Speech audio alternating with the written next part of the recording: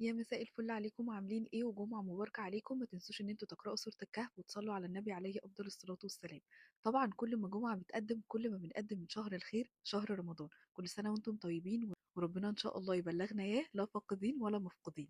النهاردة تاني حلقة من سلسلة خير صغير ثواب كبير، والنهاردة بعنوان أهلك ثم أهلك ثم أهلك. يعني الأقربون أولى بالمعروف، وأولى الناس في الحتة دي وهم أهلك والناس القريبين منك، اهلك صحابك المقربين او عيلتك. في الحته دي تقدر ان انت تبسطهم بحاجات بسيطه قوي. لو بقالك كتير مش بتزور اهلك، حاول ان انت تصل الرحم في الايام المفترجه اللي احنا فيها دي. روح زور اهلك، وانت داخل عليهم خش عليهم بحاجه حلوه تفرحهم، حاجه صغيره قوي قوي. شوف باباك بيحب ايه، مامتك بتحب ايه، اخواتك الصغيرين بيحبوا ايه، او اخواتك الكبار لو انت مثلا او انت مثلا الصغيره.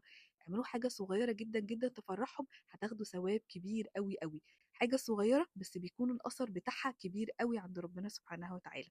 وبس كده، ما تنسوش ان انتوا تقرأوا سورة الكهف وتذكروني بدعوة حلوة من دعائكم. وبس، سلام عليكم. عليكم السلام.